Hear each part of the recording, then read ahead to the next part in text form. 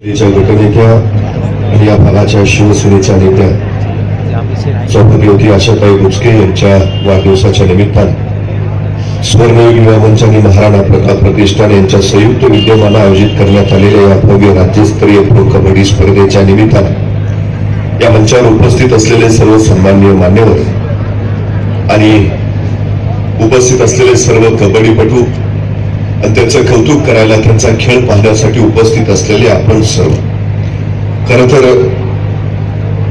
माणसांचे वाढदिवस साजरे केले जातात, पण त्या वाढदिवस साजरे करायच्या पद्धती मात्र वेगळ्या असतात.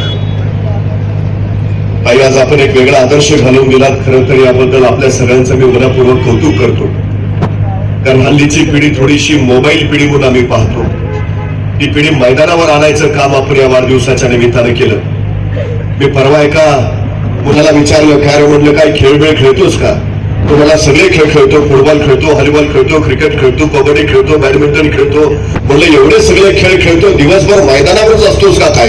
तो मला मैदानावर नाही, मोबाईलवर खेळतो. त्यामुळे हल्लीची पिढी खेळ खेळते ती मोबाईलवर खेळते. त्यामुळे खऱ्या अर्थानं ही पिढी जर सबल बनवायची असेल, सक्षम बनवायची असेल, तर त्यांना मैदानावर घेऊन येणं फार महत्वाचं होतं. आणि या प्रो कबड्डी स्पर्धेच्या निमित्तानं ही तरुण पिढी आपण मैदानावर आणली, ही सगळ्यात मोठी महत्वाची आणि खरं तर आनंदाची गोष्ट आहे. खरं तर कबड्डी या खेळाचा जन्म महाभारत कालापासून आपल्याला आढळतो. म्हणजे कृष्ण खरं तर या कबड्डीचा खऱ्या अर्थानं जनक आम्ही मानला पाहिजे. अभिमन्यू चक्रव्यूह भेदायला गेला तर खरं तर ते चक्रव्यूह भेदणं म्हणजे कबड्डीचाच खेळ खेळणं. आपल्या बाजूला दुसऱ्या बाजूकडे जाणं, त्यांचं चक्रव्यूह भेदणं. पण दुर्दैवानं त्यांचं चक्रव्यूह भेदून कसं बाहेर पडायचं हे अभिमन्यूला माहिती नसल्यामुळे तो अडकला. त्यामुळे कबड्डीपटू जो असतो त्याला चक्रव्यूह कसं भेदायचं, आत कसं शिरायचं आणि बाहेर कसं पडायचं याचंही नेमकं ज्ञान असतं. ही सगळ्यात महत्वाची गोष्ट आहे.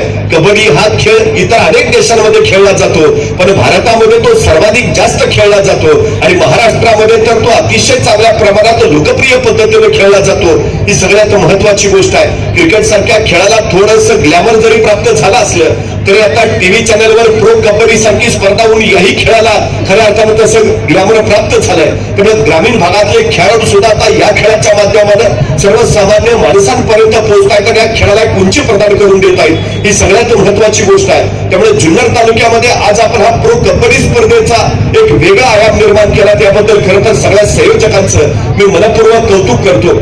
सातत्याने इथल्या सर्वसामान्य माणसांसाठी झटत आहात. शिवसेनेचा 80% समाजकारण आणि 20% राजकारण हा बाणा घेऊन आपण इथल्या सर्वसामान्य माणसांसाठी लढत आहात. आणि खऱ्या अर्थानं आजच्या वाढदिवसाच्या निमित्तानं मला सांगायला हरकत नाही, आता तुमच्यासाठी मुंबई काही फार लांब राहिली नाही. आता विधानसभा तुमची वाट पाहते.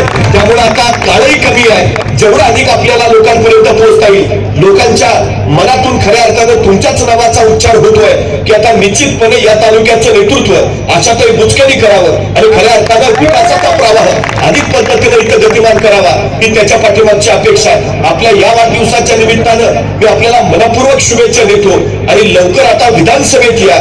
त्यासाठी जे जे काही करावं लागेल ते करायला मी तयार आहे. आपण हात कधी मारा, साथ आताच देऊन ठेवतो. निश्चितपणे या भागाच्या विकासासाठी, छत्रपती शिवाजी महाराजांच्या या जन्मभूमीसाठी निश्चितपणे काहीतरी चांगलं जर करता आलं तर खऱ्या अर्थानं तो शिवछत्रपतींच्या ऋणातनं मुक्त होण्याचा एक प्रयत्न करेल आणि आपण ती संधी आम्हाला देत आहे याचा मनस्वी आनंद आहे. वाढदिवसाच्या निमित्तानं मी पुनश्च आपल्याला मनपूर्वक शुभेच्छा देतो आणि आपल्या सगळ्यांची रजा घेतो. धन्यवाद.